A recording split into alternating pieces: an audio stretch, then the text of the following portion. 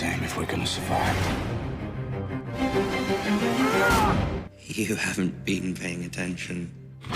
Game of thrones web series world में एक ऐसा नाम जिसे कोई एक बार देख लेता है तो दुनिया की किसी भी वेब सीरीज उस इंसान को वो सेटिस्फेक्शन नहीं दे सकता जो सेटिस्फेक्शन उसने गेम ऑफ थ्रोन्स देखते टाइम फील किया था। मार्वल सिनेमैटिक यूनिवर्स की तरह एक ऐसा फिक्शनल वर्ल्ड, वेस्टेरोस के 7 किंगडम के बीच में आयरन थ्रोन को लेकर एक ऐसा पॉलिटिकल वॉर, ड्रैगन्स को लेकर एक ऐसा अनइमेजिनेबल दुनिया, व्हाइट वॉकर्स को लेकर एक ऐसा डरावनी हॉरर एलिमेंट जिसे शायद ही कोई गेम ऑफ थ्रोन्स वॉचर अपने दिमाग से भुला सकता है। इस वेब सीरीज के डाई हार्ड फैंस तो कहते हैं कि गेम ऑफ थ्रोन्स कोई देखने वाली चीज नहीं है, ये एक एक्सपीरियंस करने वाली टीवी सीरीज है क्योंकि ये ऑथर जॉर्ज आर मार्टिन के a song of ice and fire novel पे बेस है जो एग्जैक्ट मार्वल कॉमिक्स की तरह पूरी दुनिया भर में एक्सट्रीम लेवल पे पॉपुलर है। खैर मुझे पता है कि इस वीडियो के टाइटल और थंबनेल से मैंने जीओटी के बारे में जो डिस्कशन किया वो मैच नहीं करता क्योंकि ये वीडियो गेम ऑफ थ्रोन्स का पहला prequel house of the dragon season 2 का एक स्पॉइलर फ्री डिस्कशन के ऊपर बेस है जहां मैं आपको बताऊंगा कि ये हाउस ऑफ द ड्रैगन का ओवरऑल सीजन आखिर में था कैसा। अगर आपने जीओटी नहीं देखा है या फिर देख भी लिया है तो क्या फिर भी आपको House of the Dragon check out करनी चाहिए? तो चलो आज थोड़ा सा हाउस ऑफ द ड्रैगन को लेकर विदाउट स्पॉइलर डिस्कशन हो जाए। Flags. Stories.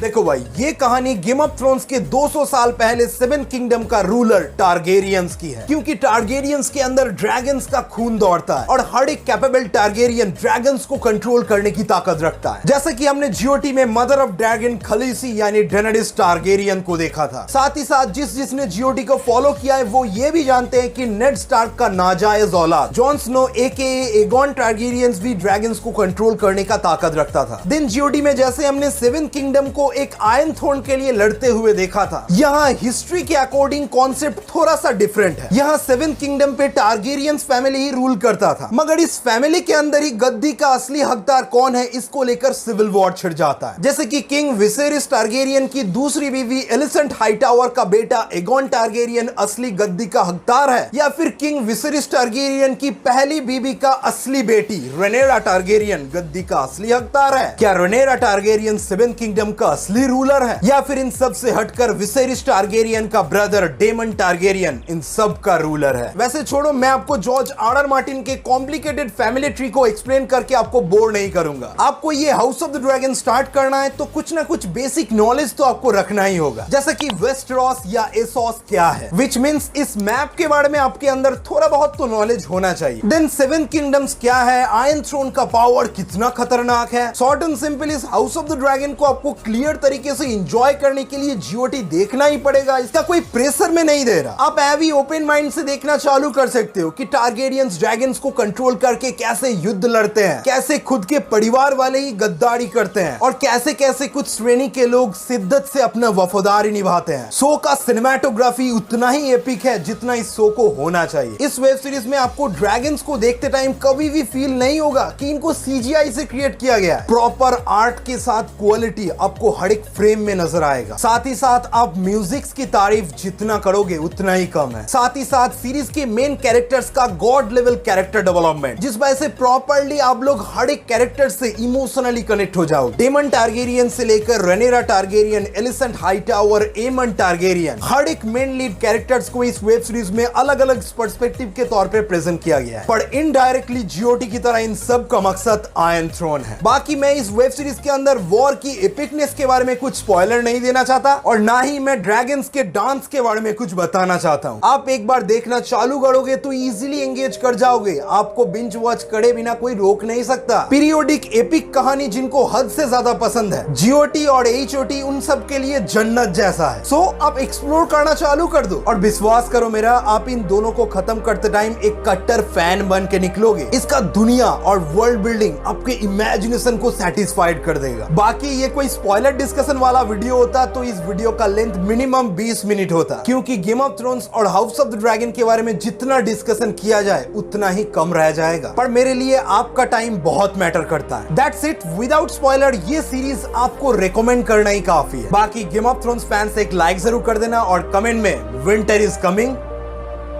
मिलते हैं नेक्स्ट वीडियो में, बाय।